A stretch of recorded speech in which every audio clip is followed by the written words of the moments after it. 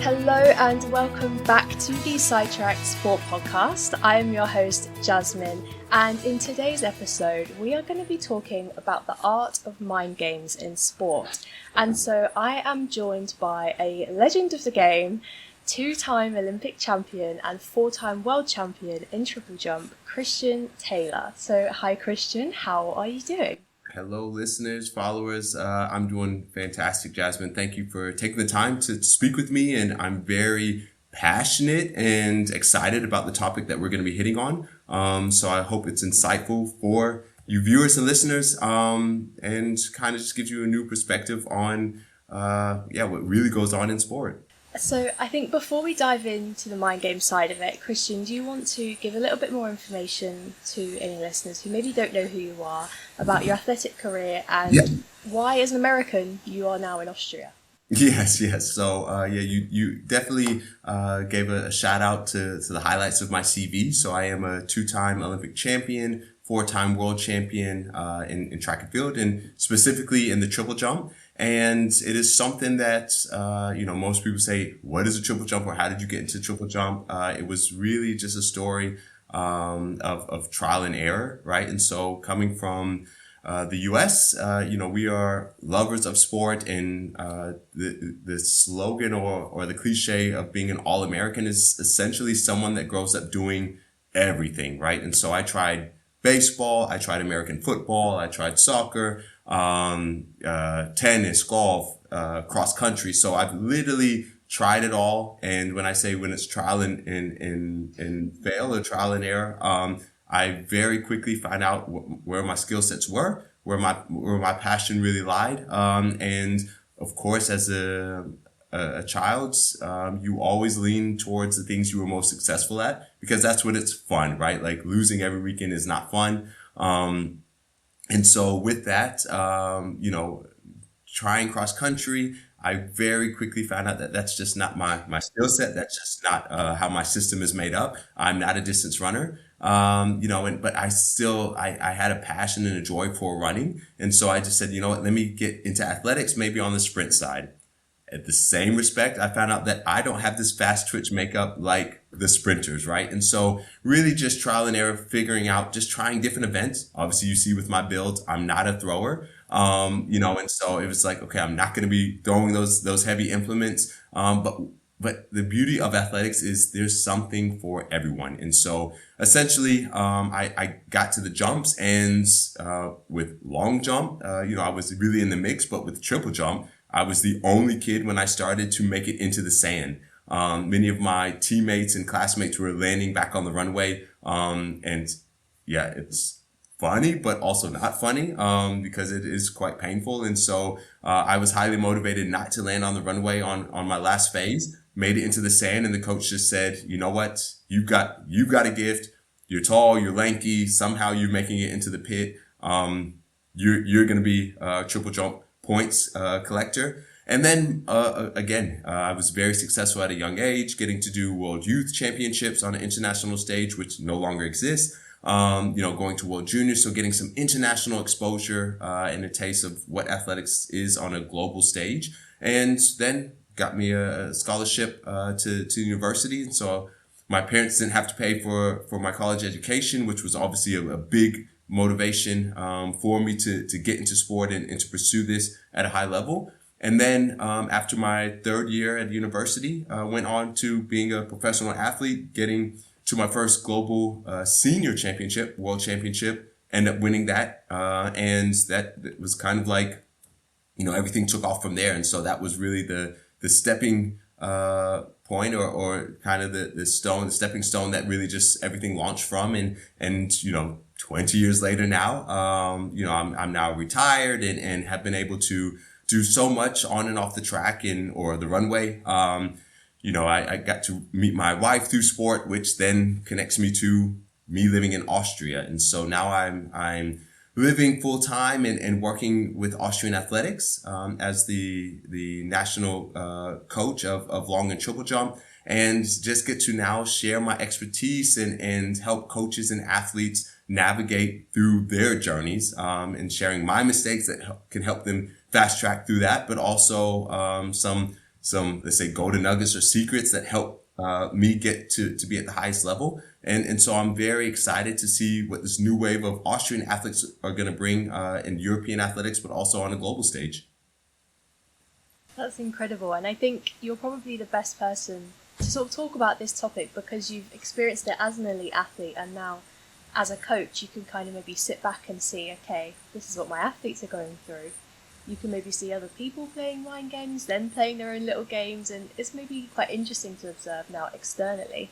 And so with that, I think the first thing I want to recognise is that mind games do often have a really negative connotation, and that they're a bad thing, and only horrible people play mind games, because why would you do that to your competitors? And I don't think that's the case at all. It is just part of the sport. It's part of mentally preparing yourself, whether it's deciding how you're going to take a penalty in football, or as you would say, soccer, or in tennis, maybe how you're going to serve, or in a ball sport, we often see a lot of athletes will put the ball on the floor rather than handing it to the opposition who are literally right there in front of them. Right. And in track, there is always that one person who takes forever to settle into their blocks, and you're just thinking, oh, come on, like everyone else has been ready to go through like 30 seconds here, come on. And it is just part of sport, it's part of mind games, and we love it, we hate it. But for you, I've heard you speak before about how much you really enjoyed the mind game side of the sport. So why was that? Yeah, so I mean, you again hit right on the nail on the head. It is a part of sport, right? And so those that don't want to accept that are usually the ones that don't succeed, because the reality is like it's a critical part in when it comes to the top level, right? This is something, whether I'm coaching, I'm speaking at a motivational seminar, like I'm very clear about my skill set, my skill level, but also why I was able to get to the top and stay at the top. To get to the highest level of sport, it is not talent. It's not hard work, because everyone at the highest level has that. Everyone is committed. Everyone is dedicated. Everyone has really great talent. So what is going to differentiate me to get on that podium from the others, right? And it's those small things that make the difference, right? And so if it's, let's say, clutch performances, a bit of luck, like anyone that doesn't say luck is involved, like I don't believe it's true. There is a bit of luck because you have everything needs to line up at that moment, at that time. You know, and we could talk about preparation and blah. Yeah, fine. All those play a part, but again, at the top, at the moment when you need to strike, there are a few key things that really separate. When I went to a competition, the mind games began hours before the competition, right? And so from the time I was at the hotel, not at the track, not at the warm up, not when I was at the hotel at breakfast, I was already looking at my competitors. I was looking at what they were eating. I was looking at what energy they were giving out. I was already preparing this let's say this playbook or how I wanted to mentally throw them off, plant seeds of doubt, of question hours before the actual competition, right? And so the problem is also now with social media, so many people are exposing themselves or putting things that can be used against them freely out there. I mean, the landscape has changed completely. And so I'm a little older, so I didn't have social media to really even use that. I used that more at the end of my career. But again, just going back to mind games we play. And so you would see someone, let's say, maybe not upset about the breakfast selection, and you know they're saying, wow, you know, I normally have oatmeal. The hotel doesn't provide oatmeal. They only have fruit or cold cuts or whatever. This small petty thing, I would already go and pour fuel on the fire, right? So I would go to them and say, I can't believe, you know, we're elite athletes, we're at the highest level, and they don't have oatmeal, right? And so they think that like I'm with them, I'm supporting. But the thing is, I'm only putting fuel on their frustration, right? And so they're now using energy, being frustrated at not having oatmeal, not having the proper breakfast for themselves, right? And for me, it's already like, great. You're already distracted. You're not like locked in. You're not focused on the competition we have several hours from now. you're using this energy to be frustrated on something ultimately you do have control over because you could have brought your own oatmeal. But anyway, right? So it's like any of my training partners, any people that know me, like I am the ultimate instigator. I'm the ultimate, like I am stirring things up. I am pouring fuel on the fire. And once this is released, like you're going to see in the comments, like people that know me, like, no, I love to stir it up. Like I'm messy. But the thing is, I was using this to my advantage at the highest level at weekly competitions. Like it's part of the game. And that was just an example from like how early I start. And this just plays into, if the bus was late, taking us to the warm up, again, stirring things up, right? Like we get to the warm up track and there was no place to sit down, stirring this. So I was just always finding things that were like, that I saw people getting worked up about. Because for me, I was like, I got my plan. I'm ready. Yes, I'm not going to wait a few hours for the competition to like go head to head and say, no. I'm going to try to already psych you out hours before. And you're not even feeling it. You're not even thinking about it. But I'm just trying to sidetrack you, to distract you from being locked into your competition. And then in the competition or in the call room, you could imagine that it's like everyone's trying to be mean mugging and ultra focused and blah, blah, blah. And for me, it was like the competition is won or lost hours before, right? Like I already know that you were so worked up and the worst part is when people complain about how little sleep they got or how difficult the travel was, the luggage that they lost. I was like, how can you give me this bait? Like, how could you let me know that you are struggling and not think that I'm going to use this, right? And so, yeah, no, I'm a big believer in the power of like that mental space, protecting yours, but also like if someone's going to freely give it to you, why not use it? This is all part of competition. I'm sure there's going to be mixed feelings and let's say like feedback on this, but at the end of the day, like, when it's like, what are you willing to do? How far are you willing to go to be the best?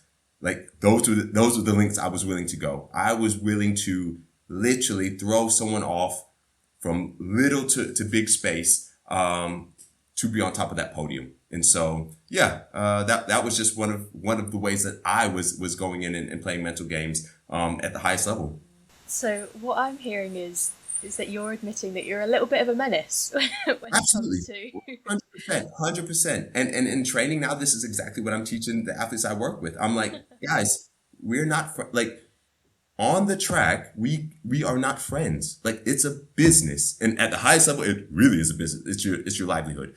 But like we cannot be buddy with the person that we're ultimately trying to be. Like it doesn't work that way. As soon as we cross the line, as soon as you make that last jump, last throw, fine. Like, let's go have coffee. Let's go have a meal. No problem. It's like, now we can be friends. But for 1 hour, for 9 seconds, whatever, and leading up to it, I'm sorry, but it's you or me. There are not, okay, now you see people sharing gold medals but for me, it was like, there's one winner. Like that. I don't like ties. I don't like, no, I'm going to bet on me. I'm going to bet on my coach and my physio and our preparation. I believe if I'm doing everything to get the best out of myself, it's me or you. And yeah, like I'm going to do whatever it takes to get on top. And so, yeah, I can be a menace and I'm passing this down to say, guys, it's not talent, hard work, commitment. Everyone at the top has that. So what competitive edge are you going to find to separate you like in that moment? Because now for the rest of my life, right, like those gold medals will stay with me. They're going to say, wow, like I should have, I would have, like I shouldn't have listened. You're going to have nothing but regret. I have no regret throwing them off because ultimately it got me where I needed to be.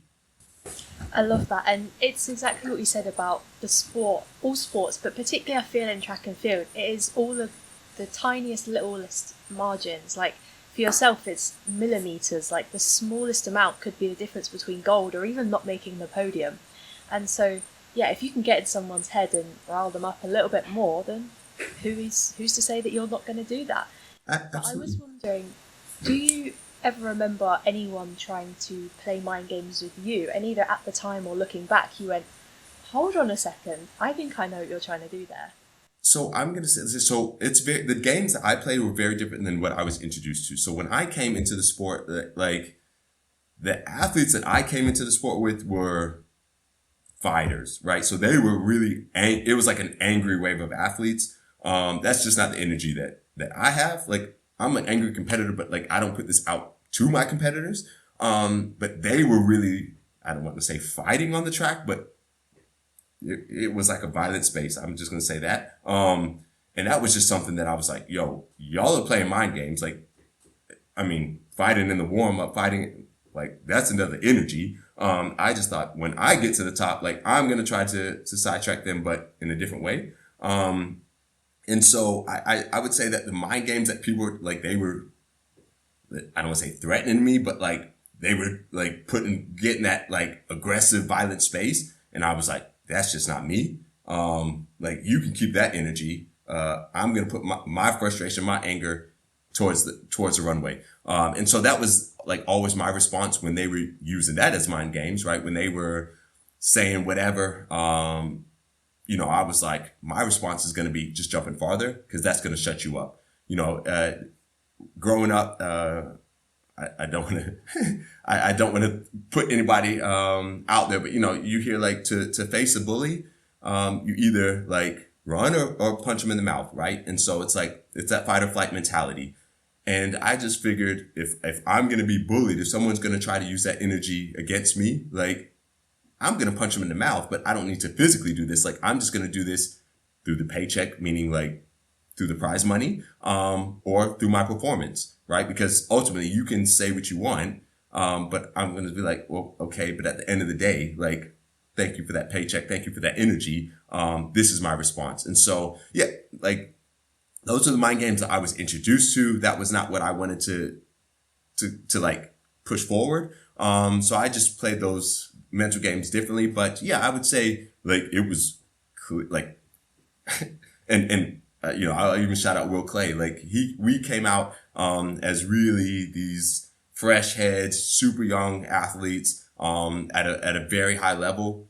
The older athletes were not happy, about that. And we were just getting all this hostility and all this like aggressive energy from the beginning. And it was like, okay, like our response is just going to be like, we're just going to go out there and bounce. Right. And so, I think that was a unique introduction into the sport. But I think, when he and I sit down and we laugh about it because we came out on the other end, like in a very positive way. We're grateful for that. But then I think we then just kind of turn the narrative and turn that energy, into a different kind of mental game, that we would put towards our competitors. And then obviously then towards the younger ones as we got older, in the game. And that kind of leads perfectly into what I wanted to talk about on, I guess, the extreme side of mind games. You said that maybe the environment you were introduced to as you sort of worked up to the elite level of your sport was maybe not the kind of mind games you were keen on. So what for you would be taking a mind game with someone too far?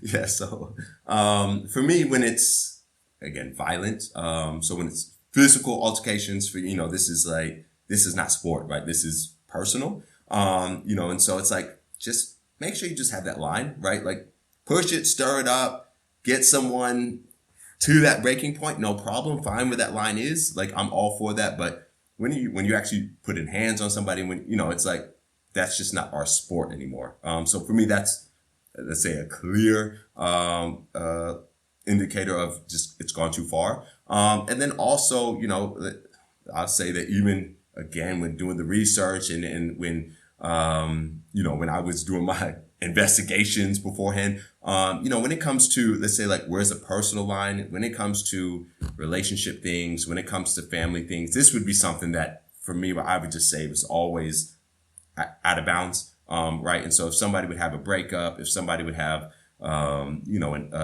a sick loved one, or, then it's like, okay, because obviously this would be even heavier right? This would be very easy to use and then sidetrack them. But I just thought, you know what, like, we are still human. Like we still need to show a bit of compassion. And so it's like, yes, the sport is what we do, but we still have to be like good people. Right. And so that's always the thing that even though when I'm trying to teach how to trash talk and how to throw people off, I say, guys, but also have that line, right? It's like, you can feel like if somebody was saying this about you, like you wouldn't appreciate it, right? Like this is when it might turn into an altercation. And so, for me, if it was relational, if it was, family, that for me was, and I can say in those aggressive times when I came in, this line was not there, right? So those guys were using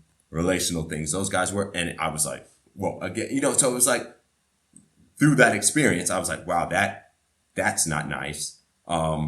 So when I'm on top, like if I'm setting the culture, if I'm setting, where that line is, like I'm just going to make it very clear. Hey guys, respectfully, like let's not cross that border. And for me, I can say in the 15 years of my career, all the guys that I competed with, even if we were stirring it up, even if we were trash talking, even, I can say I never heard like people actually crossing that line. And that's what I was, let's say the class that I was with, I was extremely grateful because, these guys internationally were just very respectful, of each other also.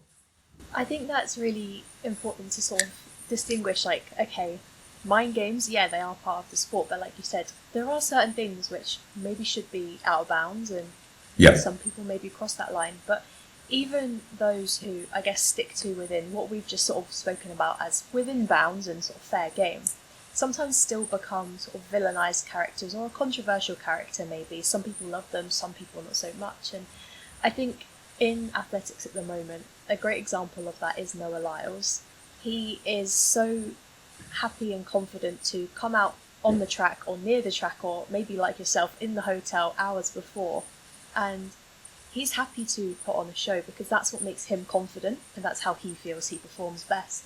But other people, I've seen a lot of other people online, they feel that he's maybe overly confident and it's not such a positive thing, and he's not doing it for himself but he's trying to show off, or all of these kinds of things. And so what are your thoughts on trying to distinguish that difference of, okay, no, but mind games are part of the sport, and so people doing that shouldn't be villainized for it in a way? Again, and no, I would say this to Noah's face. I would say this to anyone, right? Like at the end of the day, I said it for myself. What gets you on top of the podium, right? And so if that's the price, like if you're seen as a villain, if you're on top of the podium, Noah will have no regrets of being the showman, of being ultimately who he is, because he said that all the time, right? He's not pretending to be somebody. That's who he is. If he's doing a flip, if he's jumping over someone, like that's Noah, right? And so at the end of the day, he's winning. He's producing the number. Like, so I would never tell him to be anything else than himself. Also, we know, it's, again, with social media, it's completely different than it was 15 years ago. But once you put yourself in that spotlight, you will have people for you, and you're 100% going to have people against you. This is human nature. No matter what you say, no matter what you do, there are going to be those for it, those against it.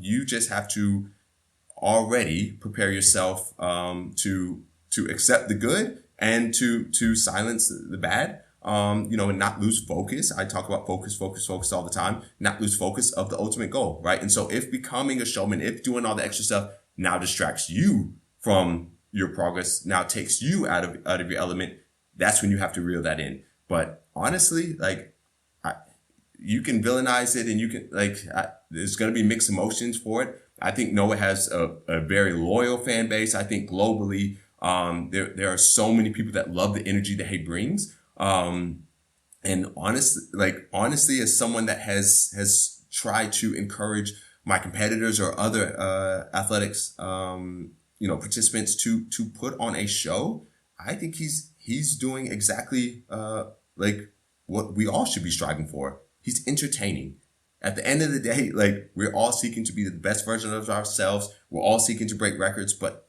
also from the business side, we have to entertain. That's what puts people on the seats. That's what causes people to stream. That's what has, that's why the TV rights are being sold. It's entertainment, right? And so if we don't have that viewership, we die. And so, no, I'm going to be somebody that's for sure going to stand with Noah. And of course, if you look at his CV also, right, he's backed it up. He's not making noise and then, nothing is following. I have the problem with the people that are making noise and haven't done anything, or the ones that are making noise and just don't produce. Those are the ones for me that frustrates me like crazy. And so if you're going to make all that noise, back it up. And so, yeah, for me, Noah, I'm like, you're a gamer, you're putting on a show and you're producing, keep making the noise, man. And from a mental game side, if that's throwing your competitors off, your competitors need to find a way to block that out, or they need to find a way to throw you off. Right. But, if they're going to sit there and be upset and run behind him, he's doing his job. I think that's exactly it. And that's why people do love Noah, because he brings the show, and my personal opinion, he's always very respectful as an athlete. I've seen him interact with people after the race, and he's always respectful to his competitors. As they always go around, say well done. Like, he's never walked off track and, from what I've seen, been disrespectful to anyone. So you can see that he's a nice guy, and he just is a showman naturally, and that has made him quite a popular character with a lot of people. And going to what you said about you like to sort of stir the pot a little bit, and you have seen other people maybe try to do that with other athletes, maybe yourself. How important is it to sort of be able to separate, okay, this is me as an athlete, and then this is me as a person, and trying to sort of keep a level head when someone is trying to rile you up a little bit? Yeah, so for me, it's also making it very clear after the competitions, not before, because before I'm looking for stuff. So you're not going to hang out with me before, but after the competitions, taking that time and just being like, hey, let's go have a drink. Let's go, let's go have a meal. And I think when you're able to do this when it's like, it's not personal, right? It's business. And I get that. And so, from college times, I would say, like, at the NCAA, it was like we competed, and then it's like, hey guys, where's the after party? You're not going to go dance and have a good time with somebody you're beefing with, right? And so it was like, if you're given that energy, it's just, it's all love. It's all part of the game. And so for me, that was always the way that I would distinguish if you really have an issue with me, or if it's like, no, you're just doing what you need to do to try to get one up on me. No problem. No problem. You can cuss at me. You can say what you want in the field of play. Fair game. But once that last jump is done, once we cross the finish line, once it's like, cool, it was your day, it was my day, where you going next? What's that energy like? And, if you're not able to switch that off, and if it's still personal, then I'm like, okay, we genuinely have a problem. Like, then we can take it there. But most of the time, in my career, I can just say, I always believe you get back what you put out.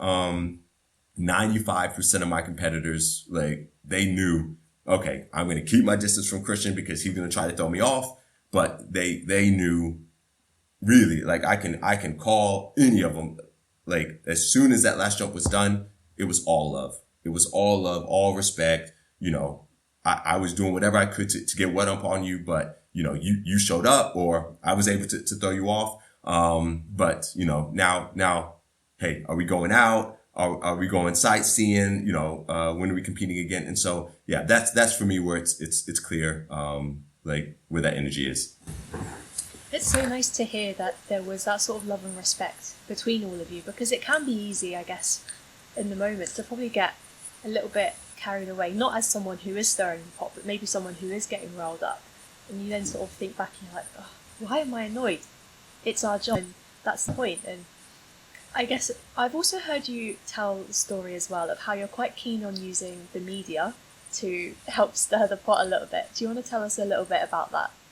100%. And so, I mean, for those that don't enjoy doing the interviews, I just think that you guys are crazy because the media is your friend. It's the ultimate way of stirring the pot, right? And so if the media sometimes are giving you information, right? So they'll give you information about your competitors, not knowing it, like not like trying to do that, maybe not even knowing your personality, right? But they'll say like, hey, you know, our I don't want to like pick on a country, but you know, it'd be like our Swedish athlete is struggling with the hamstring, but they've slowly started to recover and show shape again. Like, you know, how do you feel? And I was like, I didn't even know he was struggling, right? And so it's like, thank you for that information. You know, and so it's like now I've got something for the next one, and I'm like, hey, how's your hamstring doing? You know, like, are you and even if they're already in a mindset like my hamstring is gone, now I've got the seed that I planted that, well, is my hamstring 100%, right? So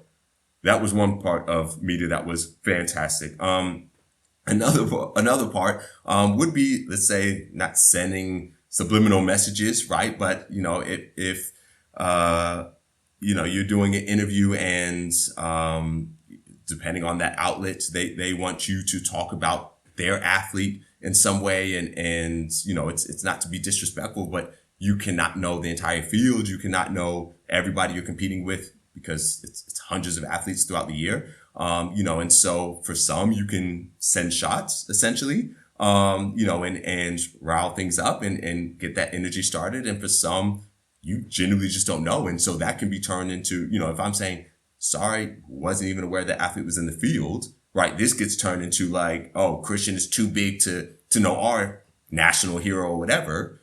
That stirs up another energy, which it wasn't even supposed to be something, but now it is. For me, I love that because they've got this beef or this animosity towards me. They're bringing this riled up energy, and I'm like, oh, cool. Like this competition got amped up over nothing, but I'm still going to use that. So, you know, so there was just so many different ways that you could use, like work with media to let's say get one up or to just shape the upcoming competitions.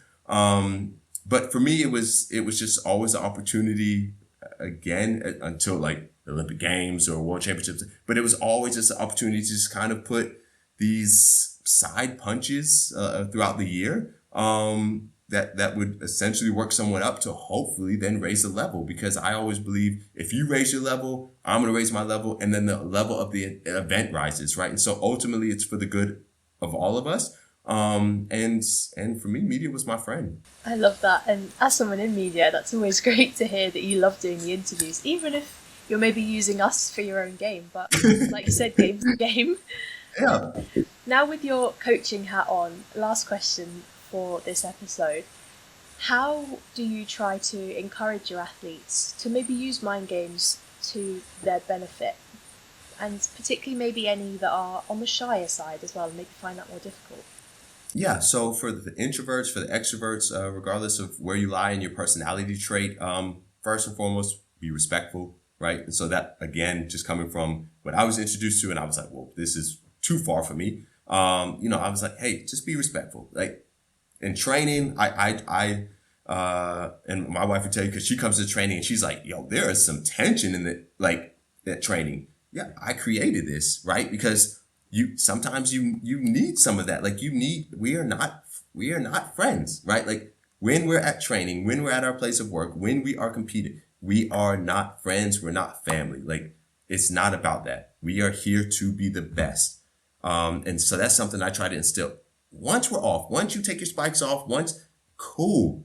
Now we can be whatever title you want to be. But in that period of work, we need to be in a certain mindset. And so being respectful, but then also locking in, blocking that out. And so the better that you can, let's say, start handling the trash talk, and you can start giving and taking, and it's just also training for the stage, right? For the big stage, right? And so it's like, if I'm trash talking, if I'm giving in and taking, like when I get there, I'm not going to be shocked when someone's trying to use something, because I'm like, man, A, that's weak, or B, like, I get this Monday through Friday. I'm ready for this. I'm armored up. And so, yeah, it's just in the same way that you're going to prepare for a competition and you're focusing on building the best athlete possible, if your mental is weak, it doesn't matter. This is not a brag, but I have taken very, very strong athletes out from the mind. And it's sad to say, but I was like, I see that they are on today. Physically, they are locked in. This is going to be a battle. Cool. I see you're the threat. I'm going to come after you. And then mentally threw them off their game. Then they're frustrated. They're yelling at their coach. And I'm like, okay, good. Now you're out the comp. Right. And so because I've seen this, I tell the athletes that I work with, guys, it's not all physical. Get your mind right. Either get ultimate tunnel. If you're an introvert and you're like, I don't want to play the games, well, then you need to make sure you have layers of protection mentally around you, right? Like I always say, I'm a big movie fan and so like a fanatic, and so I was always big on Inception. That's probably, I've got 3 movies on my phone. I love Inception, right? And it talks about like going into dreams and the layers of dreams and things like this, but at the same time, they also talk about protecting, right? And so like the protection you need, that you don't allow people to infiltrate, like your space. If you are not somebody that is like, wants to go out there and stir it up and be cool, like lock in, create that tunnel vision, and do not allow anyone to penetrate that. Right. And so, there will be times that I'm in training and I'm like, okay, this is not the extrovert. This is not the one that likes to stir it up. This is not the one that likes to be messy. I'll try to throw them off their game. And unfortunately, if I throw them off, I'm like, hey, if you're not going to be the one giving it, like you have to block me out. You have to. And so I'm preparing them already at a younger age, that once they get to the scene, they're going to say like, Christian has been giving me crap for the last 5 years. Like nothing you can say is going to throw me off my game. I've done my job. That's really interesting, because I've never heard of a coach sort of we've heard about coaches taking care of like the mental side of their athletes, but not the mental mind game side of it, just the sort of mental health side of it. And so that's really interesting. Yeah, of course. Like, I don't want people to think like, I don't want people now reporting me, he's mentally abusing the athlete. No, it's not about that, right? Like, so all the athletes I work, like we are joking on, again, I'm messy, right? So I think you can even tell from this thing, like I love banter and training. I love like just good positive energy, but sometimes it's nice to stir it up. Sometimes it's nice to create a little beef between the two and be like, oh, like I thought you were the man, right? But clearly it's this person, right? And then they're going to get riled up and be like, no, like I am the best, right? And so just planting those things. But, at the end of the day, like it's all love, and it's all coming from a place of ultimately trying to prepare them for when the real stuff comes, that they're going to be like, man, I deal with this Monday through Friday. Anything you say to me, it's off. Like it just rolls off my shoulders. I love that, and particularly that you sort of class it. Well, it's part of the training. It's just training your mind. I think that's absolutely a great way to encompass sort of the whole idea of mind games, and a great way to close off the podcast episode. So I want to say thank you so much to everyone listening, and thank you to you, Christian, for joining us. I have been Jasmine, and thank you for getting sidetracked with us.